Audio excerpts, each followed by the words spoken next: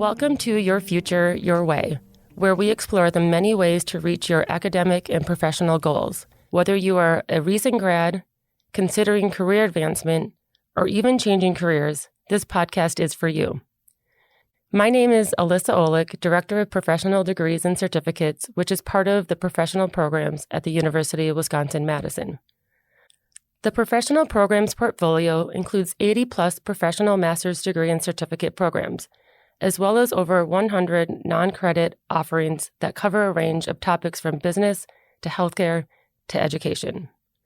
We are excited to share information, resources, and most importantly, stories from current and former students. In today's episode, we talk with an enrollment coach who works with programs in the professional degrees and certificates, and a program coordinator from the information school. They work together to support students throughout their academic journey, from finding the right program and applying, through starting and finishing a program and beyond. Enrollment coaches, also known as recruiters, help early in a student's journey. Recruiters know that picking a school and program is a big decision, and that each student's journey is unique. Some students are coming straight from an undergraduate program, while others may have been out of school for a while and want to balance their studies with their professional and family obligations. Enrollment coaches help prospective students navigate the higher education landscape by serving as the first point of contact. They learn about each student's specific needs and goals and guide them to programs that fit those needs. They also help answer questions about program offerings, financial aid, and other critical elements that need to be considered when applying to a professional capstone or degree program. Program coordinators support students throughout their time at UW-Madison, from recruitment and acceptance through program completion. Their main priority is to ensure students have what they need to succeed. They understand the unique needs of students who might be balancing family and work obligations.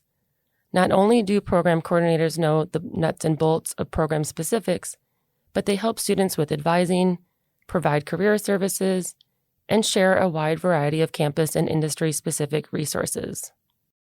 Let's hear from iSchool Program Coordinator Jenny Grieber and PDC Enrollment Coach Zach Benson, who describe their roles in student services and how they guide students to the right program and support them during their time at UW-Madison. My name is Jenny Grieber, and I am the Program Manager at the iSchool here at UW-Madison, and I work with the MS Information Program, the Analytics for Decision Making Capstone Certificate Program, and the User Experience Design Capstone Certificate Program. As a Program Manager, I work with the students after they have submitted their application to the program and help them navigate their experience as a student at UW-Madison. I'm Zachary Elijah Benson. I am an enrollment coach here at UW-Madison. I talk to people about the higher ed landscape. Look at, let's sit down and talk one-on-one about it. You're looking at grad programs. What are your goals? What are your values in the program? Do you care about the cost, the time to degree completion, online on campus? And then once we kind of have that established, what other programs are you looking at? You should have a menu. And then we can kind of talk about what might be the best fit. And then if we do have a best fit, and that best fit happens to be the program here at UW that I work with, then we can walk you through the application process. Jenny and Zach work together on the MS in Information degree program, as well as the Capstone Certificate in Data Analytics and Decision Making, which are housed in UW-Madison's iSchool. Let's hear a bit more about the school's rich history. The Information School at UW-Madison is one of the oldest departments at UW-Madison. It's over 100 years old. We began with a traditional MA LIS degree, which is a Master's of Library and Information Studies degree. And since that time, we've grown. As technology has evolved, so has the Information School.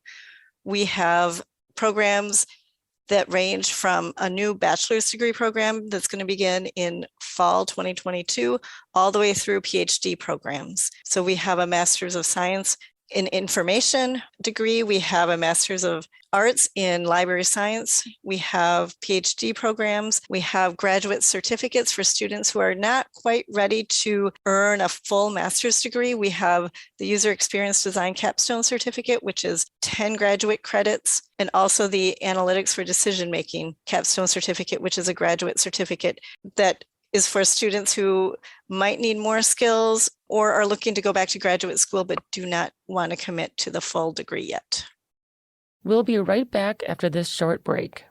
This episode of Your Future, Your Way comes from UW-Madison Professional Programs, offering more than 80 graduate-level programs, including online, evening, and weekend options for working adults. For more details, visit us at go.wisc.edu/pro. Next, Zach talks about the start of every student's journey, finding the right program and deciding to apply. Yeah, so my first interaction with students is generally they'll complete a request for information form online, or they'll just find me online and reach out directly. They can reach me any way they want. That's what I'm here for. So they can reach me via phone, text, WhatsApp. They can email me and set up a call time or a Zoom call, whatever they want to do. It's really for me. The first questions I have are always just about them. What's your background? What are your goals? And what are you looking to use a graduate degree to do? Are you looking to move up in your company? Are you looking to change your career? It's kind of just an informational interview for me at first. Once I have a pretty good idea of that, I can tell them a little bit more about our own programs and how they might kind of jive with what they're looking for. And so I kind of start as zoomed out as possible with, here are your options. You already have an undergraduate degree. Let's say you're looking to, really, really move up in your career by maybe even changing your career by getting a degree that would work with your undergrad degree. There's even uncertainty about that. Like, for example, the MS Information program in the iSchool is actually compatible with anyone who has like a social sciences or humanities degree, even though it looks like a more STEM designated degree, and it is.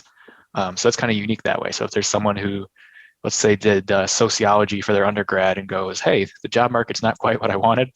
I would like to work more in numbers because it seems like all the best paying jobs out there involve spreadsheets and data and everything like that. I can let them know that this is actually a program that is unique and that it will happily accept you, while other programs might be looking for like a math major or an econ major or something like that. So it's kind of just sharing the history of the program and who it's kind of made for. And then once someone, it might be intrigued enough to think that this might be right for them, what I'll generally do is kind of show them other options as well.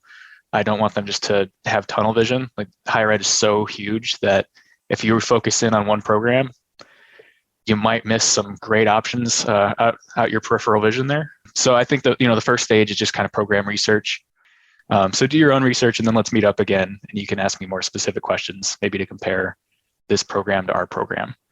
If they do decide to apply to our program, then we'll talk about application best practices. That can get in the weeds because, to me, when it comes to applying to a grad school, there are the best practices on the one hand for completing your application materials. So what to include in your personal statement, how best to ask for your letter of recommendation, what to put in how to format your resume so that the most important stuff is at the top. That's the how-to. Then there's the more mechanical, like, okay, now I have that stuff done. How do I actually put it into the application? Every school's application is a little different. And so I think addressing both kind of the mechanics of how to upload everything to the application and how to make sure that the thing that you're uploading is optimal is kind of the two stages of running through the application with people. And then once they have applied, I think my role turns into kind of just expectation setting. So here is where your application has gone. Here's how long you can expect to hear back from. Here's who you'll hear back from. And that's when we kind of get to the handoff between myself and Jenny. And Jenny will be your program guide. Like, I kind of got you to the theme park you wanted to go to. You had a lot of options, and she'll show you around the theme park itself. So I work with Zach a lot of times while students are inquiring about the program. Zach and I communicate regularly about different changes in the program or different information. I make sure that he's up to date on everything happening at the iSchool so that he can convey that to the prospective students. And once he hands them off after they apply and hopefully are admitted, my work begins with the students. I assign applications to the faculty review committees, and I work with faculty on trying to find the best candidates within the pool of applicants for the next cohort of students. So I do that. And then I also help send out the admission letters or waitlist or unfortunately deny letters to students. But after we've got accepted students and they've been accepted into our program and they are coming to Madison, then my work begins with orientation, setting up meetings with students to talk about enrolling in courses and various things, how to find housing in Madison and different aspects that students, and answering questions students might have about their time in Madison, whether it be the city of Madison or even just the program or the UW as a whole. There's so many resources on campus, and just making sure students know ahead of time before they even step foot in Madison what is available to them while they are here so that they can have the best experience. And then while they are here, I continuously check in with them. I meet with them one-on-one. I assign faculty advisors to them. I do hold different Zoom meetings. I send out email information and newsletters, probably way too much, but at least once a week. Also, students, I work with them on careers, so that careers at the iSchool start in career thinking starts from day one. I work with students to make sure that they know that they should begin working, networking, and getting their resume and cover letters and trying to find an internship for the summer so that they are all prepared when they complete their graduate school to be on the job market and to find a job. One of the greatest joys that I get out of my job is to see a student who I talked to when they were interested in the program, not knowing what the program was about, and seeing them transition into a new career. One of the people that comes to mind is Bree Moritz. She was an interior designer. She, with her design background, was interested in user experience design, but didn't know what it was. We talked. She went through the program and kind of went back to her job, but realized through her education here at UW that her heart was in a different career path. And to me, seeing the growth in students is really exciting and rewarding. Next, we'll hear from the student Jenny just mentioned, Bree, who we heard from in a previous episode. Bree shares details about why she pursued a capstone certificate in user experience design and how Jenny helped her navigate the many considerations when deciding whether to go back to school. I wanted to go back to school because of so many more reasons than just to enhance my career. It was because I love to learn, because I really love to get deeper into understanding myself. So, long story short, I went into looking about what jobs in the world exist out there where you can take surveys about users and understand, what people really actually need and understanding the psychology of people. And I landed on UX design. I did not know what it was at all at the time. This was late summer of 2018. So I found this program and I was like, UX, okay, what is this? It says user in there. I really like that. So I started emailing with the program coordinator, Jenny Greiber, and we probably emailed back and forth for a good 2 weeks just about how it kind of relates to what I'm already doing, how I might be able to incorporate UX into interior design, how I could bring it back to my current job. She was so helpful. We were back and forth emailing. Anything that I had questions about, I'd pretty much get a response within the day. And all the way down to, well, how do I pay for this because I can't? And she'd be like, well, here's a link to the scholarship application. So from beginning of August to end of August, it was just rapid fire back and forth and lots of Q&A. And so that was where I started the journey and just searching at what that looked like in the real world, what kinds of jobs out there did that. It was clear that this program was written for people who are already working. So we talked about the schedule and what that looks like for a full-time worker. And I said, I am full-time. I am working like your typical 9 to 5. What does this look like? And is it in person? And all of these pretty standard questions that you'd want to know if you have like a family and a life outside of, school now. And she definitely, I could tell that she was well practiced in giving me all of these very good answers that were very calming. And so I knew that it was very doable.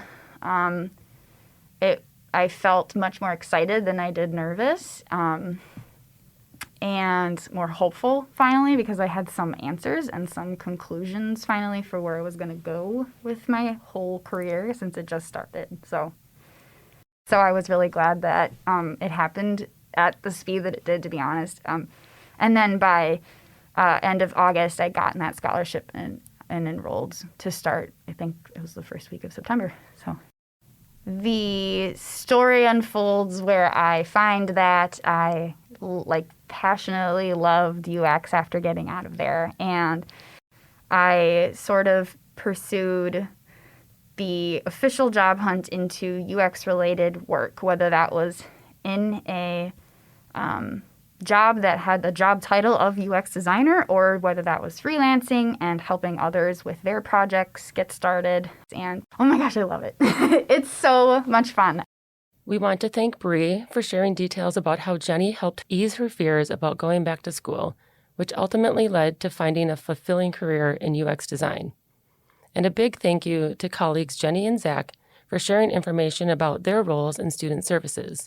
For those of you who are interested in learning more about professional programs at UW-Madison, we encourage you to connect with an enrollment coach at coach@pdc.wisc.edu. We put a strong emphasis on building and maintaining strong support services for students at UW-Madison. And we hope the information shared today gives you a glimpse into the variety of resources provided to those in the Badger family. Join us next time to learn more about professional programs at the University of Wisconsin-Madison. Learn how to shape your future your way.